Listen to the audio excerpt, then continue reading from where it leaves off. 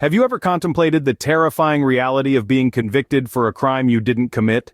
Imagine the gut-wrenching fear of being handcuffed, the confusion as you're thrust into the labyrinth of the justice system, the despair as the gavel falls and you're sentenced to a lifetime in a cell.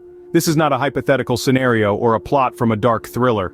In America, this nightmare became the harsh reality for 5 innocent teenagers. Known as the Dixmoor Five, these young men were caught in a web of injustice that would rob them of their youth and change their lives forever. Jonathan Barr, James Harden, Robert Taylor, Robert Lee Veal, and Shane Sharp all were falsely accused of a heinous crime they didn't commit.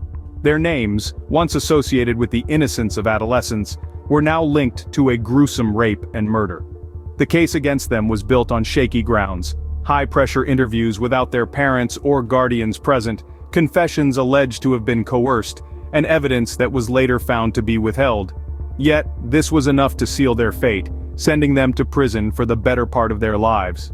The Dixmoor Five were not just victims of a mistaken identity or a misinterpretation of the facts, they were casualties of a system that failed them. This unsettling story forces us to confront uncomfortable truths about our justice system and to question the price of a wrongful conviction. It compels us to think about the lives that are irreversibly damaged, the years stolen from innocent individuals, and the trust eroded in a system designed to protect and uphold justice. So, how did these innocent teenagers end up spending almost 2 decades behind bars for a crime they didn't commit?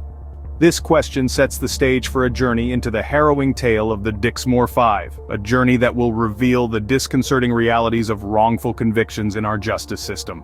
It began in 1991 in the small town of Dixmoor, Illinois. A quiet community was about to be shaken to its core, and 5 young lives were on the brink of being irrevocably altered. 5 teenagers, Jonathan Barr, James Harden, Robert Taylor, Robert Lee Veal, and Shane Sharp, all between the tender ages of 14 and 16, found themselves in the midst of a nightmare.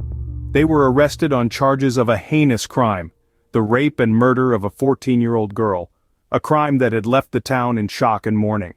But the nightmare was far from over. The boys, still children in many ways, were plunged into a world of high-pressure interrogations, a world far removed from the schoolyards and neighborhood streets they were familiar with. Imagine the scene: 5 frightened teenagers sitting in cold, harshly lit interrogation rooms. They were without the comforting presence of their parents or guardians, without anyone to guide them through the intricate and intimidating labyrinth of law enforcement procedures. The boys faced seasoned police officers who bore down on them with a fervor driven by a community's demand for justice. These interviews were not just intense, they were relentless, and the boys found themselves pushed to their limits. Under this immense pressure, 3 of them ended up confessing to the crime. But these were not simple admissions of guilt. Rather, they were coerced confessions, extracted under distressing circumstances that involved physical abuse and threats.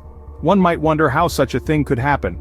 How could innocent teenagers confess to a crime they did not commit? The answer lies in the intense fear and confusion that these high-pressure interviews incited. The boys were trapped in a situation they didn't fully understand, and they were desperate for a way out. In their naivety and fear, they saw confession as their only escape, not realizing the grave implications it held for their futures. With the confessions in hand, the police had their suspects, and the justice system began its course. The 5 boys, now labeled as criminals, were about to be thrust into a trial that would decide their fates. Little did they know, their journey through the maze of injustice was just beginning. The trial of the 5 young men, now known as the Dixmoor Five, was a spectacle that reverberated throughout the community. The courtroom was a battleground, rife with tension and uncertainty. Yet it was here that the 5 teenagers were tried and convicted for a heinous crime they did not commit. The prosecution's case hinged on the confessions obtained from the young men. These confessions, extracted under high-pressure situations, were presented as the main evidence against them. Despite their allegations of coercion and abuse during their interrogations, the confessions were accepted by the court. The case was further complicated when 2 of the 5, Veal and Sharp, struck plea deals. In exchange for 20-year sentences, they agreed to testify against their friends. This decision, made under duress, added another layer of credibility to the prosecution's case. The trial was a flurry of accusations, testimonies, and legal arguments, but what stood out was the lack of substantial evidence. No physical evidence linked the 5 to the crime, and the confessions bore the hallmarks of coercion. Yet the court was swayed by the narrative woven by the prosecution. The outcome? Harsh sentences that eclipsed the young men's lives. Hardin and Taylor, tried together, were sentenced to 80 years in prison. Barr, tried separately, was sentenced to 85 years. Veal and Sharp, due to their plea deals, were handed 20-year sentences. In the end, the trial, marked by its lack of evidence and reliance on dubious confessions, resulted in the conviction of 5 innocent young men. The courtroom, once a symbol of justice and fairness, had become a place where their futures were stolen. Years started to pass, but the truth remained buried, and 5 innocent lives were being wasted behind bars. 20 years later, in 2011, new DNA technology unearthed a shocking truth. A truth that shook the very foundations of the justice system and gave a glimmer of hope to the 5 men, now adults, whose youth had been stolen by a system that had seemingly failed them.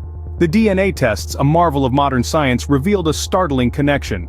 The semen found on the victim, the fingerprint of a heinous crime, did not match any of the Dixmoor Five. Instead, it traced back to a man named Willie Randolph. Randolph, a convicted sex offender, was on parole at the time of the crime. He was a man unconnected to the Dixmoor Five, a chilling reminder of the miscarriage of justice that had taken place 2 decades earlier. This revelation was a bolt from the blue, a twist of fate that exposed the cracks in the justice system. It cast a glaring spotlight on the failings of the past, the coerced confessions, the withheld evidence, the false testimonies. The Dixmoor Five, who had been painted as monsters, were vindicated by the very science that was supposed to have sealed their fate. But what did this mean for the Dixmoor Five? It was a bittersweet moment, a vindication that came 2 decades too late. The discovery brought a rush of emotions, relief, anger, and a burning desire for justice. The innocence of these men was no longer a question of if, but a proven fact. Yet, they were still behind bars, their lives forever altered by a crime they did not commit. This revelation wasn't just a turning point for the Dixmoor Five. It was a wake-up call for the justice system, the urgent need for reform. The discovery sparked debates about the reliability of confessions, the importance of DNA testing, and the need for checks and balances to prevent such miscarriages of justice in the future. The revelation also raised questions about the handling of the case by the police and the courts. Had there been a rush to judgment? Had the pressure to solve a high-profile crime led to the scapegoating of 5 innocent teenagers?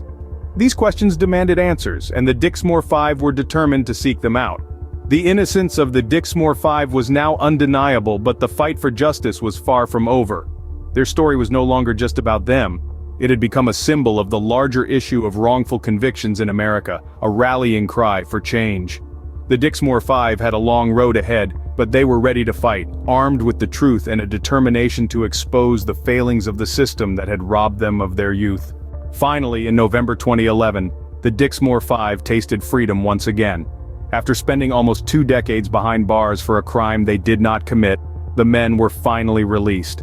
The iron gates that had held them captive for 19 long years opened, and they walked out into a world that was vastly different from the one they had left behind. The convictions of the Dixmoor Five were vacated after DNA evidence connected the crime to Willie Randolph, a convicted sex offender who had no connection to the men. This was a significant turning point in their lives, a moment that would mark the end of a long, arduous journey and the beginning of a new one. Being released from prison after such a long time must have been an overwhelming experience. Imagine the rush of emotions they must have felt: relief, joy, anger, and perhaps a sense of vindication. They had always maintained their innocence, and now, finally, the world knew they were telling the truth. But their ordeal was far from over. The emotional scars of their wrongful convictions ran deep, and they were determined to seek justice. They filed a federal lawsuit against the officers who had wrongfully convicted them, alleging that they had been coerced into giving false confessions and that evidence had been withheld. They were seeking accountability, compensation, and punitive damages for violation of due process, failure to intervene, conspiracy, malicious prosecution, and emotional distress. The lawsuit was a battle, a fight for justice that was both necessary and arduous. It was their way of reclaiming their lives, of standing up against the system that had wronged them so severely. It was also their way of shedding light on a criminal justice system, of making sure that their story was heard and that no one else would have to suffer the way they did. And their fight did not go unnoticed. In 2014, after years of legal battles, they reached a settlement with the state of Illinois. The Dixmoor Five were awarded $40 million, the largest wrongful conviction settlement in the state's history. This was a significant victory, not just for the Dixmoor Five, but for all those who had been wrongfully convicted.